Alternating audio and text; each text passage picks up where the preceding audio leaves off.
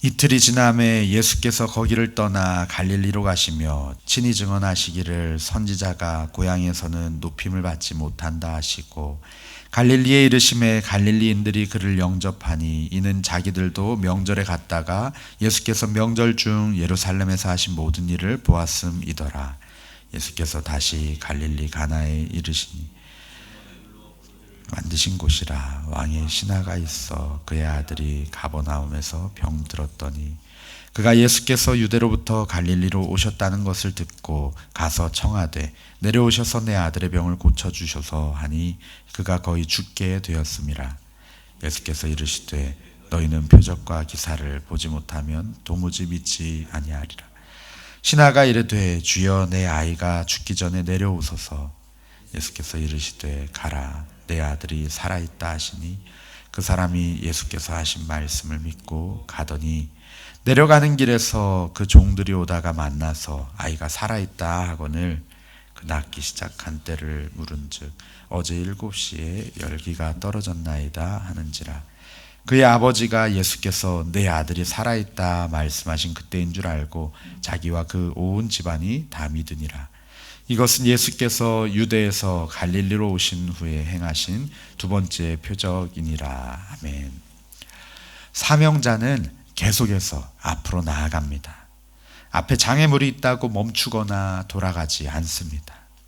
사도 바울은 에베소에서 3년간의 사역을 마치고 예루살렘으로 돌아가기 전에 이렇게 고백합니다. 우리 잘 아시는 말씀인데 사도행전 20장에서 23절 24절 말씀에 이렇게 말씀합니다. 오직 성령이 각성해서 내게 증언하여 결박과 환난이 나를 기다린다 하시나 내가 달려갈 길과 주 예수께 받은 사명 곧 하나님의 은혜의 복음을 증거하는 일을 마치려 하면은 나의 생명조차 조금도 귀한 것으로 여기지 아니하노라. 아멘.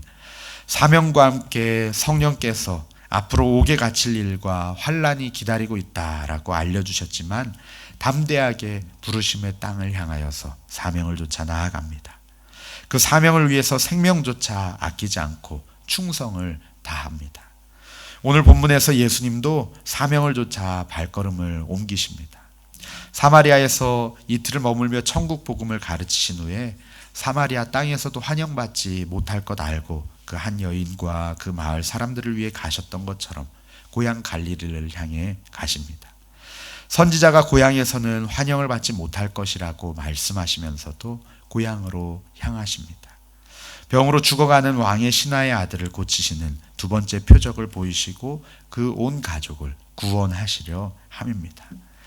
오늘 말씀 가운데 사명과 믿음에 대해 묵상하며 우리들도 우리의 사명의 자리로 나아가길 소망합니다.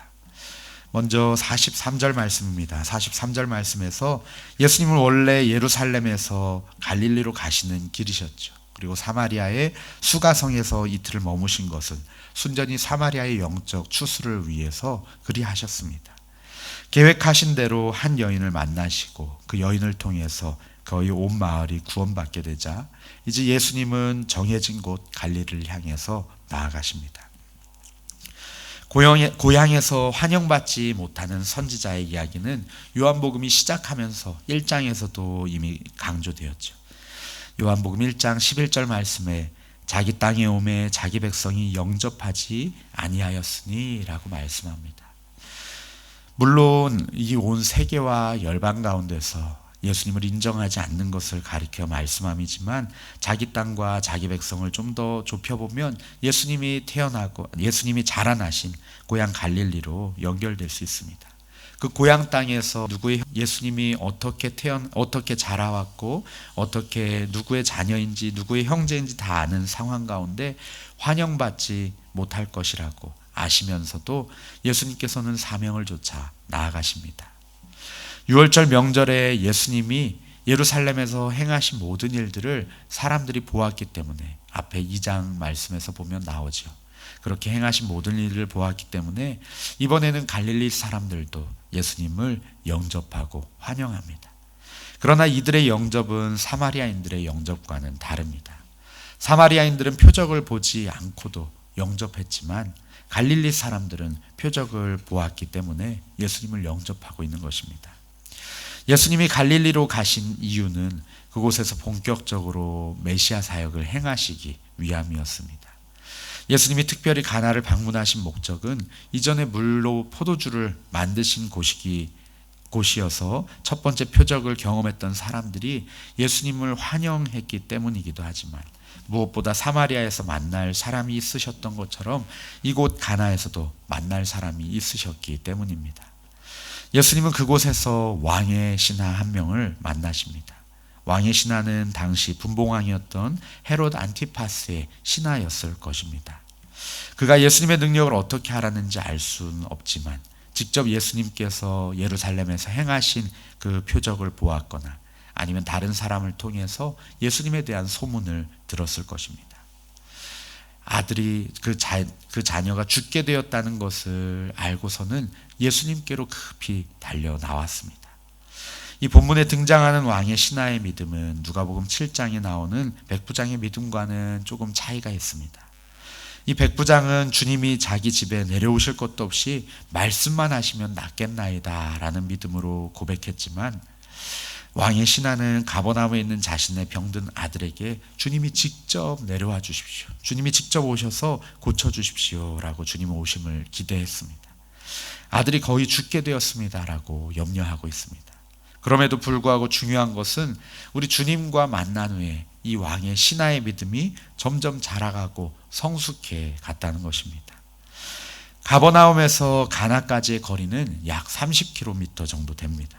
그는 아들을 살리기 위해서 그 거리를 마다하지 않고 달려왔습니다. 예수님을 찾아왔습니다. 어떤 부모라도 그렇겠죠.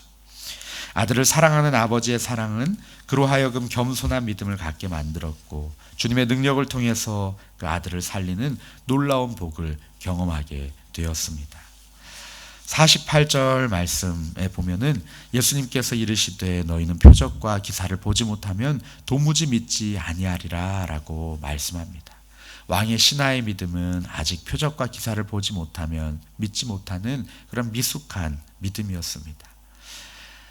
여기에서 믿지 아니하리라 라는 표현에는 부정어가 2개나 중복해서 사용하면서 강한 부정의 형태를 나타내고 있습니다. 아무튼 왕의 신하는 예수님을 만나면서 그의 믿음이 점차적으로 자라가고 있습니다. 정말 약한 믿음이었지만 그의 믿음이 점점 자라가고 있습니다. 예수님의 부정적인 말씀에도 불구하고 그는 내 아이가 죽기 전에 내려와 달라고 간절히 부탁합니다. 그의 간절한 부탁에 대한 예수님의 응답은 기대하지 못했던 예상 밖의 응답이었죠. 왕의 신하는 조금이라도 빨리 예수님이 가버나움으로 출발하셔야지 자기 아들을 살릴 수 있다라고 기대하고 있었지만, 예수님은 가버나움으로 내려가시는 대신에 가라, 내 아들이 살아있다라고 선언하셨습니다. 이것은 그 신하에게 예수님을 믿을 것인가 말 것인가 라는 시험대가 되었습니다. 그가 예수님으로부터 받은 것은 눈으로 확인할 수 없는 약속의 말씀뿐이었습니다. 하지만 그 말씀만으로 사실은 충분합니다. 그는 그 말씀을 믿고 집으로 돌아갑니다. 이적과 표적을 보아야 믿던 믿음에서 말씀을 믿는 믿음으로 성숙해진 것입니다. 이 두 번째 표적을 통해서 예수님은 왕의 신하의 믿음을 시험하시고 경고케 하셨습니다. 그뿐 아니라 왕의 신하는 물론 주변에 있던 사람들과 특히 제자들에게 예수님께서 시간과 공간을 초월하는 능력을 가지신 하나님이심을, 메시아이심을 보여주셨습니다.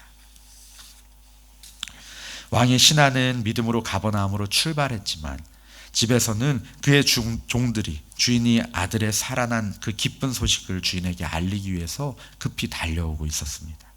그들은 중간에서 만났고 왕의 신하는 그 낫기 시작한 때를 물어봄으로써 자신이 믿고 내려갔던 그 믿음을 다시 한번 확인합니다. 결국 그는 그의 믿음대로 이루어지는 축복을 경험했습니다. 예수님의 말씀대로 순종하며 나아갈 때 응답받는 축복을 경험했습니다. 점점 더 깊은 믿음의 길로 들어선 이 왕의 신하는 아들이 살아난 때와 예수님이 말씀하신 때가 일치하는 것을 깨닫고는 자신뿐만 아니라 온 집안을 믿음의 길로 이끌었습니다. 주 예수를 믿으라, 그리하면 너와 내 집이 구원을 얻으리라 말씀하신 그 말씀대로 온 가족을 구원으로 이끈 것입니다. 가장이 믿음으로 온 가정이 예수님을 믿게 된 첫 번째 이야기입니다. 능력의 예수님을 체험하고 확신한 사람은 이제 예수님을 전적으로 신뢰하는 믿음으로 나아가야 합니다. 그 말씀만으로도 믿음으로 나아가야 합니다. 예수님은 예수님의 능력을 하나님의 뜻 안에서 행하십니다. 하나님은 모든 병을 낫게 하실 수 있는 분이시지만 모든 병을 고쳐주시지는 않습니다. 참된 믿음은 결과에 상관하지 않고 주님을 신뢰하며 믿음으로 나아가는 것입니다. 표적과 기사를 통해 하나님의 살아계심과 하나님의 능력을 체험했다면 이제 그 후로는 하나님을 신뢰하는 믿음으로 나아가야 합니다. 신앙생활은 모든 어려움으로부터 면제받는 것은 아니었죠. 눈에 보이는 것에 의존하는 믿음이 아니라 이제는 더 성숙하여서 표적을 의지하는 믿음을 넘어서서 어떤 일에도 주님을 신뢰하는 믿음을 갖는 것이 성숙한 신앙인의 자세일 줄로 믿습니다. 참된 믿음을 소유한 사람은 상황에 의해서 흔들리지 않고 신실하신 하나님을 믿고 의지합니다. 이해할 수 없는 일에 직면할지라도 또 생각만큼 우리의 생각대로 결과가 나오지 않더라도 주님은 우리에게 최고의 것을 주시는 분이심을 믿고 신뢰할 때 우리의 믿음이 더욱더 자라나게 될 줄로 믿습니다. 우리의 사명을 향하여 나아가게 될 줄로 믿습니다. 우리 말씀을 붙들고 함께 기도하기 원합니다. 우리 말씀을 붙들고 기도하실 때 하나님, 우리들 표적과 기사를 보고서만 믿는 믿음에서 넘어서서 이제는 보지 않고도 믿는 믿음을 갖게 하여 주시옵소서. 어떤 상황과 환경에서도 주님의 말씀을 신뢰하는 믿음으로 나아가게 하여 주시옵소서. 하나님 또한 우리들 그 믿음 가지고서 온 가족을 구원하였던, 온 가족을 예수 믿게 하였던 이 왕의 신하처럼 우리들 그 사명자로 우리의 믿음을 가지고 나아가게 하여 주시옵소서. 우리 각자의 사명의 자리로 담대히 나아가게 하여 주시옵소서. 또 가지고 나오신 기도 제목으로 함께 기도하시겠습니다.